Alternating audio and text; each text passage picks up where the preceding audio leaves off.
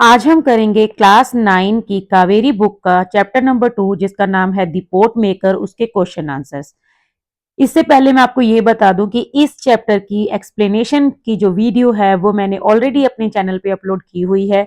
आप मेरे चैनल पे विजिट करके क्लास 9 की जो प्लेलिस्ट है उसमें जाके एक्सप्लेनेशन वीडियो देख सकते हो, क्योंकि अगर आपको स्टोरी पता होगी तभी आप इन क्वेश्चन आंसर को समझ पाएंगे। तो चलिए स्टार्ट करते हैं क्वेश्चन आंसर्स। पहला क्वेश्चन है, describe the process of pot making followed by expert pot makers as observed by Sentila. अगर आपने चैप्टर पढ़ा है तो आपको पता होगा कि सेंटिला एक लड़की थी जो कि पोट मेकर बनना चाहती थी। तो वो क्या करती थी, गांव में जाकर जो एक्सपर्ट पोट मेकर्स होते थे उनको पोट मेकिंग करते हुए देखती थी और उनको बहुत ही कीनली ऑब्जर्व करती थी। तो यहाँ पर क्वेश्चन यही है कि जो पोट मेकिंग का जो प्रोसेस था, जो एक्सपर्ट पोट बनाने वाले थे वो फॉलो करते थे, तो वो जो सेंटिला ने ऑब्जर्व किया था हमें वो पूरा प्रोसेस बताना है। सो आंसर है, Sentila closely observe the entire process of pot making during her secret visits to expert potters, क्योंकि उसकी मदर नहीं चाहती थी कि वो भी पोटर मतलब पोटर बने, पोट मेकिंग करे।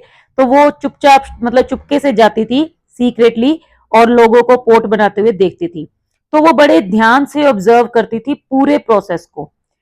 सबसे पहले क्या होता है, first the clay is mixed with water and needed thoroughly until it becomes soft and pliable. देखिए यहाँ पे इस आंसर की हेल्प से हमें भी पोट मेकिंग का प्रोसेस भी बताया गया है। मतलब अगर आपको पोट मेकिंग में इंटरेस्ट है, आप भी सीखना चाहते हो, तो आपको ये जो थोड़े स्टेप्स हैं एटलीस्ट ये पता होने चाहिए। ठीक है, तो सबसे पहले क्या किया जाता था कि क्ले को वो मिक्स करते थे पानी पानी के साथ और फिर उसको गूंथते थे। नीडेड मतलब उसको गूंथते थे जैसे आटा गूंथते हैं अच्छे से, ताकि वो बहुत ही सॉफ्ट हो जाए और इस लायक हो जाए कि उसको कोई भी शेप दी जा सके। The potter then places a lump of clay on the wheel. फिर वो क्या करते थे, एक टुकड़ा लेते थे, एक बड़ा सा ऐसे मतलब गट्ठा टाइप होता है जैसे, तो एक लंप ऑफ क्ले लेते थे मिट्टी का और फिर उसको व्हील पे चक्कर जो घूमता है उस पे रखते थे। Gently pushes the left hand into it, और उसके अंदर अपना लेफ्ट हैंड जो ऐसे पुश करके उसको एक पोट की शेप देते थे और साथ साथ उस चक्के को पहिए को घुमाते थे, rotates it skilfully with a spatula in the right hand. फिर राइट हैंड में उनके हाथ में एक जो है एक टूल होता है जिससे जो है उसको शेप दी जाती थी। The potter shapes the spinning clay.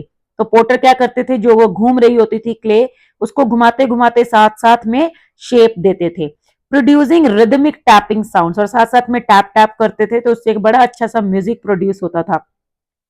After a few days, कुछ दिनों के बाद जब पोट बन जाता था, the pots are given a final finishing touch.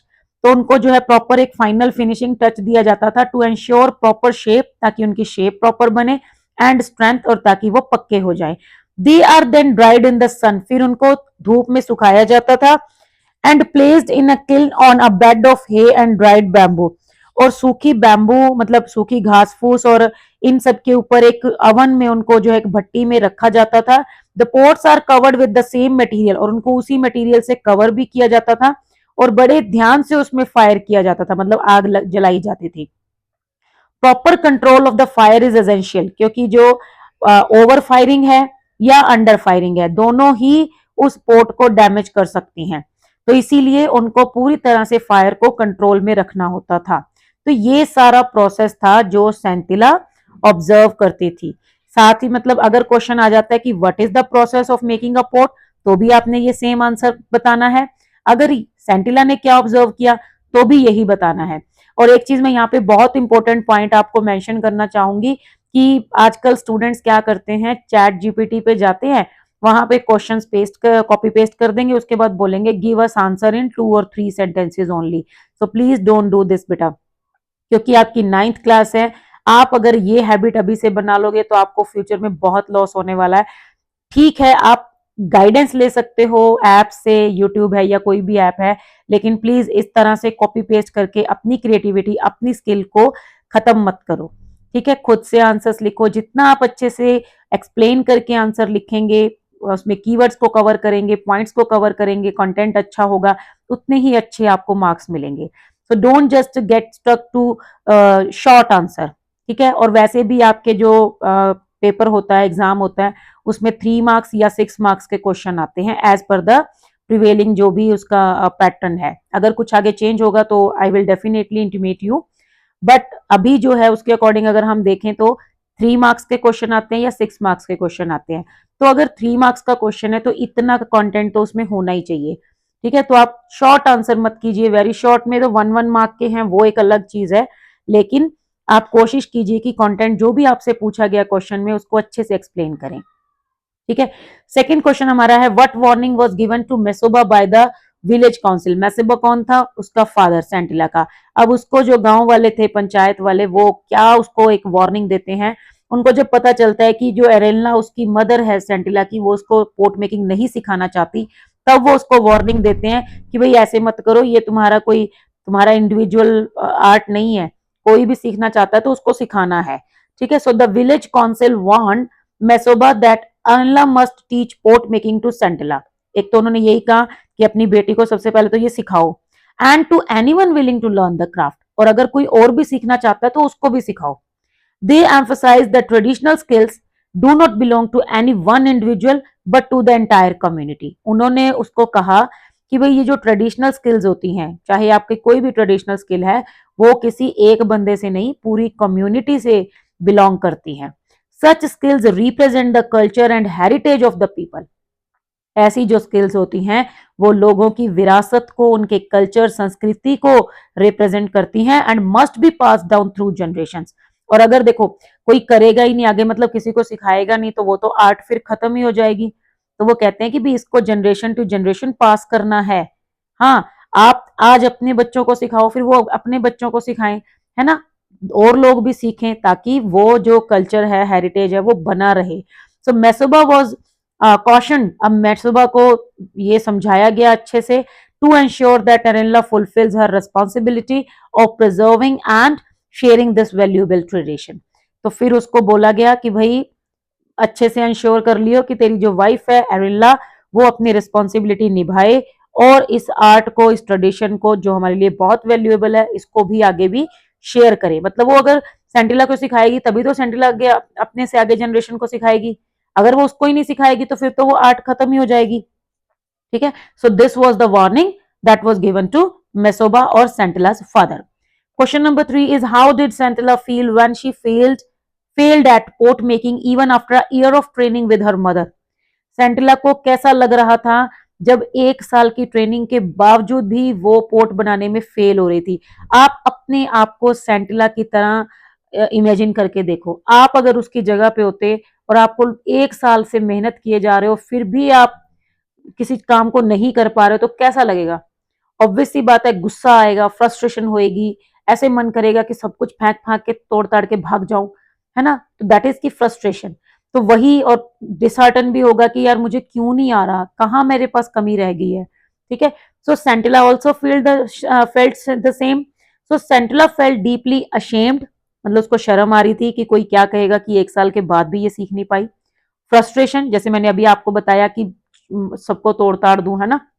Dishearten, heart loose कर रही थी कि भाई क्या हो गया ये मेरे साथ।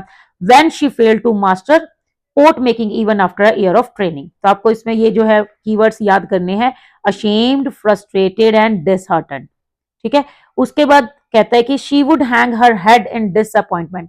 अब बेचारी निराश होकर सर झुका के बैठ जाती है। When she could not handle the clay properly, जब उससे जो क्ले है, व्हील पे जो घूम रही है क्ले, जब वो उससे हैंडल नहीं हो रही थी।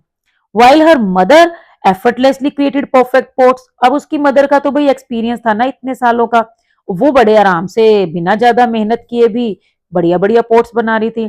So these repeated failures were specially painful. ठीक है, बार बार जब हम किसी चीज में फेल होते हैं तो वो सच में पेनफुल होता ही है। So this was specially painful because of her strong passion and determination to learn the craft. और खास तौर पे तब जब हमारी पसंद का काम हो और वही हमसे ना हो रहा हो, है ना, फिर तो और ज्यादा प्रॉब्लम आती है। तो यही सेम सिचुएशन सेंटिला की थी, वो आपको इसमें बतानी है। क्वेश्चन नंबर 4 है Onula stood there for a long time as if trying to observe a new phenomena, explain. अब देखो एक सेंटेंस आया था हमारे चैप्टर में कि ओनुला, वो जो बूढ़ी आंटी थी जो उसके पास सेंटिला थोड़े टाइम के लिए रही थी, तो वो वहां पर काफी लंबे समय तक खड़ी रही और ध्यान से सारा वो जो फिनोमिना था उसको प्रॉपर वो ऑब्जर्व कर रही है, देख रही है ध्यान से। तो इसकी हमें एक्सप्लेनेशन बतानी है। तो भाई वो क्या देख रही थी? When Orunla entered the work shed after Onula, sorry, when Onula entered the work shed after Arenla's death, जब एरेनला सेंटिला की मदर की डेथ हो जाती है तो ओनुला जो है जब वो वर्क शेड में एंटर करती है, she saw two identical, identical मतलब ऑलमोस्ट सेम, ठीक है, she saw two same rows of freshly made pots. उसने देखा कि दो लाइनों में जो है कुछ पोट्स रखे हुए हैं, दोनों बिल्कुल सेम हैं और अभी अभी ताजे ताजे बनाए गए हैं। She realize that one row had been made by Arenla and other by Sentila. अब उसने अच्छे से देखा तो उसको ये पता चला, उसने ये ध्यान से देखा कि भाई एक तो एरेनला ने बनाया है, दूसरा सेंटिला ने बनाया है, and both were of equal quality, और दोनों की ही क्वालिटी सेम थी। मतलब ऐसा पता ही नहीं चल रहा था कौन सा किसने बनाया। This moment was extra ordinary, ये बड़ा ही एक्स्ट्रा ऑर्डिनरी मूवमेंट था, एकदम अनयूजुअल, एकदम uncommon, as it symbolize the perfect transfer of skill from mother to daughter. क्योंकि उस टाइम वो क्या देख रही थी कि एक माँ जाते हुए अपनी बेटी को अपनी स्किल सिखा कर गई थी, ट्रांसफॉर्म करके गई थी उसके अंदर। जैसे हम डाटा ट्रांसफॉर्म करते हैं ना, ट्रांसफर करते हैं एक डिवाइस से दूसरे डिवाइस में डाल लेते हैं डाटा को, तो वैसे ही सेम उसकी मदर की जो अंदर स्किल्स थी वो जाते हुए अपनी बेटी को ट्रांसफर करके गई थी। So Onula stood silently trying to understand the deep cultural and emotional significance of this moment. तो ओनला जो थी वो वहां पे खड़ी होकर, क्योंकि ओनला खुद भी एक आर्टिस्ट थी, खुद भी एक पोर्ट मेकर थी, तो वो बेचारी वहां मतलब उदास भी है, थोड़ा दुख का माहौल था ना कि एनिला की जो है एरेनला की सॉरी डेथ हो गई थी। तो ओनुला जो है वो वहां पे चुपचाप खड़ी थी और ये समझने की कोशिश कर रही थी कि किस तरह से जो है उस मोमेंट में एक कल्चरल एंड इमोशनल सिग्निफिकेंस था। मतलब भाव भी भरे हुए थे, भावुक था, इमोशनल था, और जो कल्चरल जो है एक प्रिजर्वेंस वो भी था। ठीक है। क्वेश्चन नंबर 5 है the tradition and history of the people did not belong to any individual, what does this symbolize? कि जो ट्रेडिशन और हिस्ट्री होती है वो किसी एक बंदे से बिलोंग नहीं करती, ये क्या सिंबलाइज करता है? So this statement highlight the collective nature of cultural heritage. ये स्टेटमेंट हाईलाइट करती है कि जो कल्चरल हेरिटेज होता है वो उसका एक कलेक्टिव नेचर होता है, मतलब वो किसी एक पर्सन से नहीं बल्कि पूरे कम्युनिटी से जो है पूरी सोसाइटी से बिलोंग करती है। It means that traditional knowledge and skills are not personal property, ठीक है, ये पर्सनल प्रॉपर्टी नहीं है but belong to the entire community, सारी कम्युनिटी से बिलोंग करती हैं। Individuals are only care takers of these traditions, मतलब जो अलग अलग लोग होते हैं वो बस उनके केयर टेकर होते हैं, रिस्पॉन्सिबल होते हैं for preserving and passing them on. मतलब जैसे मान लो मेरे पास आज कोई मेरी मम्मी के हाथों की बनाई हुई दरी है, सपोज करो, ठीक है, मैं सिर्फ उसकी केयर टेकर हूं, मुझे सिर्फ उसको संभाल के रखना है। आगे जो मेरे से नेक्स्ट जनरेशन है मुझे उसको सेफली हैंड ओवर करना है। अगर मैं ही उसको खत्म कर दूंगी, डिस्ट्रॉय कर दूंगी, तो फिर जनरेशन आगे जो है उसको क्या मिलेगा? कुछ भी नहीं, है ना। ऐसे ही ये मैं एक चीज की बात कर रही हूँ, ऐसे ही स्किल होती हैं। मान लीजिए मेरी मदर ने मुझे कुछ सिखाया तो वो मुझे आगे अपनी डॉटर को सिखाना है। अगर मेरी डॉटर उसमें इंटरेस्टेड नहीं है लेकिन आसपास कोई और है, भाई हमारी ही कम्युनिटी का पर्सन है, कोई बच्चा है, तो हम उसको तो सिखा सकते हैं ना जिसको इंटरेस्ट है। तो कहने का मतलब ये है कि जो हमारी कल्चरल हेरिटेज होती हैं उनको पास करना generation to generation, that is also mandatory to keep them alive. This idea ensures that cultural practices continue across generations and remain alive। ठीक है, सेम वही जो मैंने अभी बोला कि इससे वो जिंदा रहती हैं और एक जनरेशन से दूसरे जनरेशन को मतलब पास होती रहती हैं। सॉरी, क्वेश्चन नंबर 6 है what is the significance of the concluding line of the story? A new pot maker was born. ये लास्ट लाइन है स्टोरी की कि अ न्यू पोर्ट मेकर उसका जन्म हुआ था, तो वो क्या है? This is not resembling to someone's birth but this is resembling to someone's transformation. ठीक है, कि अभी जो सेंटिला थी वो एक पोर्ट मेकर बन गई थी। ऐसा नहीं था कि सेंटिला का उस दिन जन्म हुआ था, पैदा हुई थी, नहीं, वो पैदा तो वो पहले ही हो गई थी लेकिन उस दिन वो एक पोर्ट मेकर बन गई थी। So the concluding line has both literal and symbolic meaning. इसके शब्दों का मतलब कुछ और है, literal meaning, and symbolic meaning, इसके पीछे सिंबल कुछ और है। Literally it indicates that Sentila has successfully learn the art of pot making. ठीक है, लिटरली हमें पता चल रहा है कि भाई ये जो सेंटिला थी उस दिन वो आर्ट पोर्ट मेकिंग की आर्ट जो थी वो सीख गई थी। And symbolically it represent the continuation of tradition after Arenla's death. और सिंबॉलिकली इससे पता चलता है कि एरेनला की डेथ के बाद जो ट्रेडिशन था वो अब सेंटिला को हैंड ओवर कर दिया गया था। The word born suggest a transformation. ठीक है, ये जो बोर्न वर्ड है इसका मतलब है transformation. As Sentila becomes a true bearer of her community's cultural heritage, क्योंकि जो सेंटिला थी अब उसके कंधों पे एक रिस्पॉन्सिबिलिटी थी, वो जो है उसको भी एक कल्चरल हेरिटेज की रिस्पॉन्सिबिलिटी मिल गई थी। अब आगे उसकी रिस्पॉन्सिबिलिटी है कि वो नेक्स्ट को पास ऑन करेगी। It reflects the idea that while one generation passes another carries the tradition forward, कि जब एक जनरेशन का एंड हो जाता है तो जो दूसरी जनरेशन होती है वो उसको आगे कैरी करती है। लास्ट क्वेश्चन है हमारा, what is the role of perseverance and pursuing one's dreams, elaborate with reference to सेंटिला।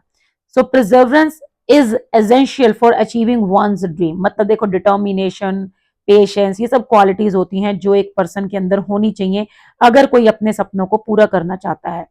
ठीक है, कॉन्टिन्यूस एफर्ट्स। तो perseverance is essential for achieving one's dreams as shown through Sentila's journey. जैसा कि सेंटिला की जर्नी में दिखाया गया है कि अगर आप फिल्म डिटर्मिनेशन नहीं रखेंगे तो अपने ड्रीम्स को पूरा नहीं कर पाएंगे।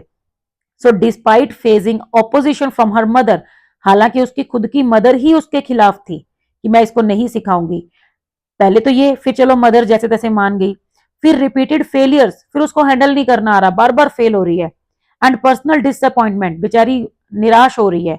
She never give up, but उसने कभी हार नहीं मानी। एक दिन उदास होती थी, फिर से ट्राई करती थी कि नहीं फिर से करूंगी, फिर से ऑब्जर्व करती थी, फिर देखती थी, फिर कोशिश करती थी।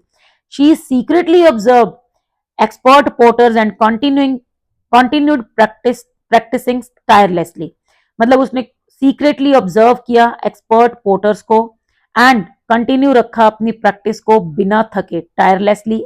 ठीक है, उसके बाद हर डिटर्मिनेशन एंड हार्ड वर्क, उसकी जो डिटर्मिनेशन थी, उसकी जो मेहनत थी, eventually helped her master the craft, और लास्ट में उसको मास्टरी मिल गई, वो आर्ट और क्राफ्ट वो जो था वो सीख गई। सेंटिला's story teaches us that success comes through patience, dedication and continuous effort।